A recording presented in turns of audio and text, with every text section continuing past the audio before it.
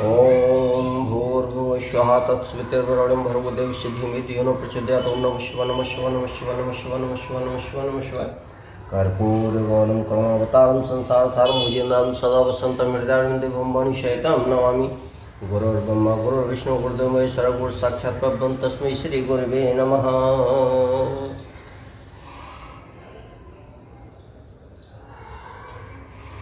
नमस्कार दोस्तों,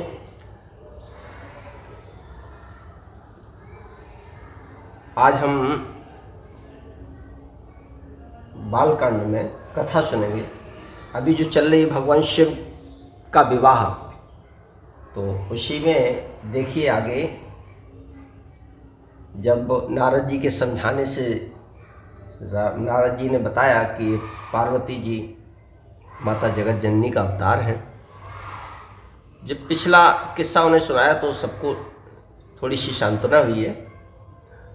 तो हमने दोहा संख्या 99 तक कल कथा का श्रवण किया था, और दोहा संख्या 99 है कि बहुर मुनि निहिमवंत कहूँ लगन सुनाई आय, समय बिलो की विवाह कर पठे देव बुलाए।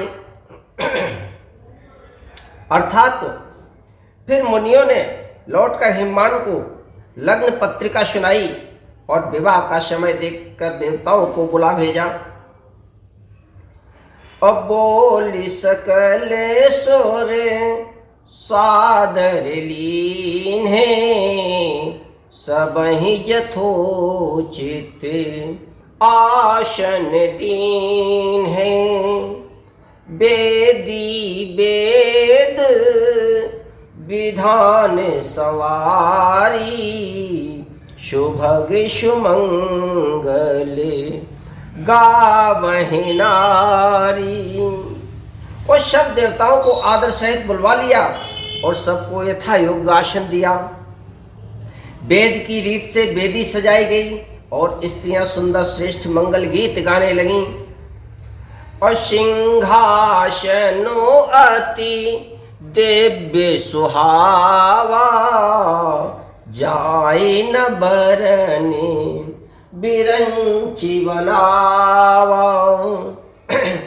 और बैठे से वो विप्रण सिरुनाई, हृदय सुमेरे निज प्रभु रघुराई। वेदिका पर एक अत्यंत सुंदर दिव्य सिंहासन था, जिसकी सुंदरता का वर्णन नहीं किया जा सकता, क्योंकि वह स्वयं ब्रह्मा जी का बनाया हुआ था। ब्राह्मणों को सिर नवाकर और हृदय में अपने स्वामी श्री रघुनाथ जी का स्मरण करके शिव जी उस सिंहासन पर बैठ गए। और बहुरे मुनीशन उमा बुलाई, कर सिंगारू सखी ले आई। और देखत रूप सकल सुर मोहे, बरनय छबो असे जग कवि को है। फिर मुनीश्वरों ने पार्वती जी को बुलाया। सखियां श्रृंगार करके उन्हें ले आईं।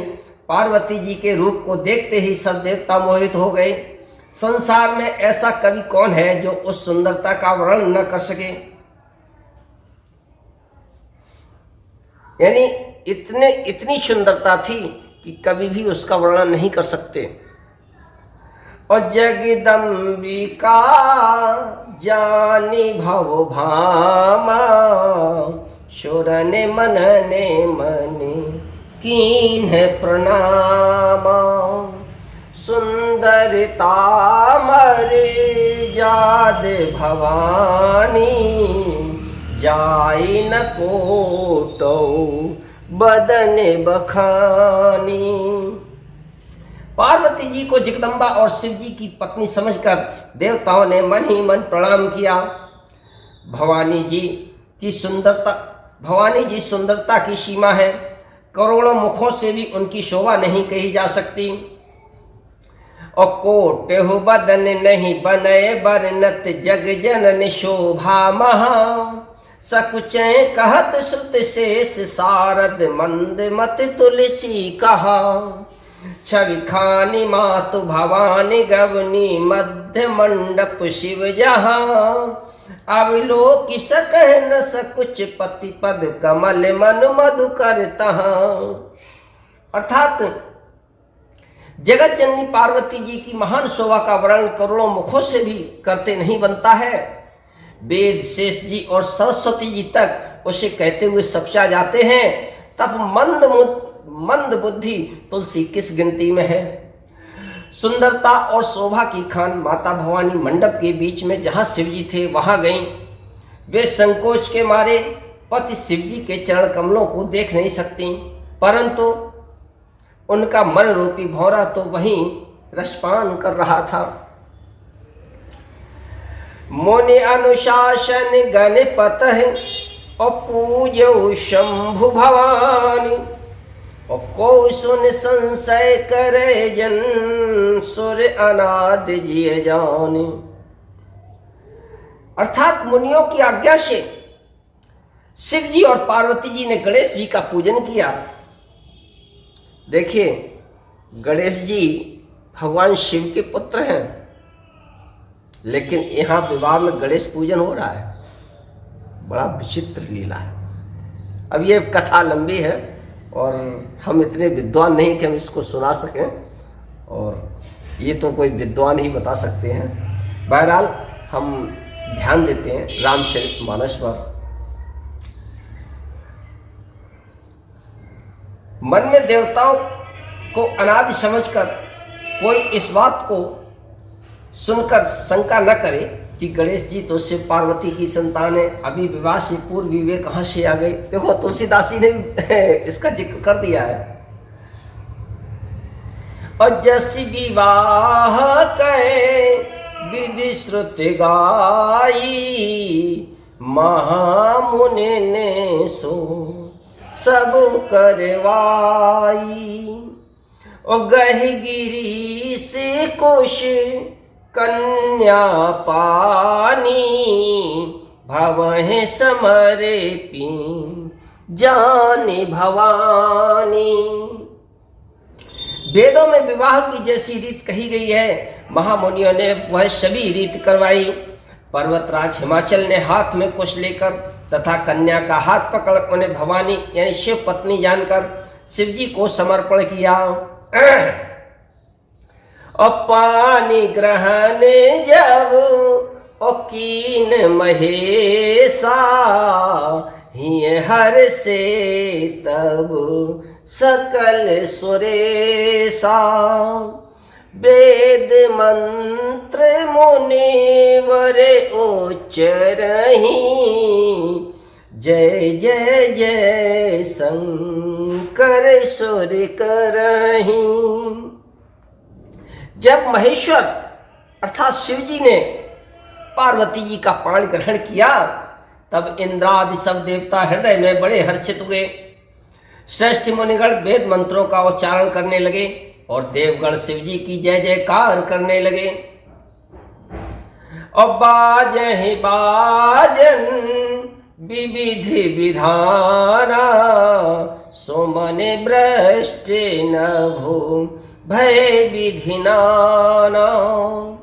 हरि गिरिजा कर भयउ विवाहु सकल भुवन भरी रहा उछाहू। अनेकों प्रकार के बाजे बजने लगे, आकाश में नाना प्रकार के फूलों की वर्षा होने लगी। शिव पार्वती का विवाह हो गया, सारे ब्रह्मांड में आनंद भर गया। क्यों आनंद भर गया, इसकी भी कथा हम पीछे सुन चुके हैं। क्योंकि वो राक्षस था, उसका वध तभी हो सकता है जब भगवान शिव के द्वारा उत्पन्न कोई बालक भी उसका वध कर सकता है, और वो सारे देवताओं को परेशान कर रखा था। इसलिए अब सब खुश हो गए। और दासी दास तुरग रथ नागा धेनु बसने मनि वस्तु विभागा, अन्य कनक भाजन भरि जाना, दाइज दीन न जाई बखाना। दासी दास रथ घोड़े हाथी गाय वस्त्र और मणि आदि अनेक प्रकार की चीजें, अन्न तथा सोने के बर्तन गाड़ियों में लदवा कर दहेज में दिए, जिसका वर्णन नहीं हो सकता है। दहेज उस समय भी चलता था, दिया जाता था, यानी दहेज दिया जाता था, लेकिन आजकल उल्टा है, दहेज मांगा जाता है। दहेज मांगना नहीं चाहिए, दहेज देना चाहिए। देने और मांगने में बहुत फर्क है। मांगने में तो ये होता है कि उसकी सामर्थ्य है तब तो वो दे सकता है, और सामर्थ्य नहीं है तो बेचारा कर्ज लेके देता है, ये बुराई है। दहेज जो स्वेच्छा से दिया जाए। दाइज दियो बहु भांति पुण्य कर, जोरे में भूधर कहो, का देऊ पूरन काम शंकर, चरण पंकज गह रहो। शिव कृपा सागर ससुर कर, संतोष सब भांति कियो, पुनि गहे पद पाथोज, मैना प्रेम परिपूर्ण हियो। अब देखिए कि बहुत प्रकार का दहेज देकर फिर हाथ जोड़कर हिमाचल ने कहा, हे शंकर, आप पूर्ण काम हैं, मैं आपको क्या दे सकता हूं। इतना कहकर वे शिव जी के चरण कमल पकड़ कर रह गए। तब कृपा के सागर शिव जी ने अपने ससुर का सभी प्रकार से समाधान किया। फिर प्रेम से परिपूर्ण हृदय मैना जी ने शिव जी के चरण कमल पकड़े और कहा कि नाथ उमा मम प्राण सम, ग्रह किंकरी करे, क्षमेहु सकल अपराध, अब होई प्रसन्न वर देहु। सियावर रामचंद्र की जय। ये बहुत मार्मिक प्रसन्न यहाँ आ गया कि जब लड़की की विदा होती है तो माता पिता अत्यंत दुखित होते हैं, और वही यहाँ पर चरित्र लिखा है तुलसीदास जी ने। बाबा तुलसीदास जी ने लिखा है कि हिमवान और मैना बहुत दुखित हैं अपनी पुत्री को सौंपते हुए, और स्वाभाविक भी है कि जिसको लाड़ प्यार से पाला जाता है फिर उसको एक दिन विदा किया जाता है। तो मित्रों, हम अपनी वाणी को यहीं विराम देते हैं, और आगे की कथा हम कल अपने अगले एपिसोड में सुनेंगे। और तब तक हम आपसे आग्रह करेंगे कि प्लीज़ इस कथा का अधिक से अधिक विस्तार करें, यानी शेयर करें, जिससे ये कथा लगभग सभी लोगों के पास पहुँचे, और जो लोग प्रेमी हैं कथा के वो अवश्य सुनेंगे। जय श्री राम।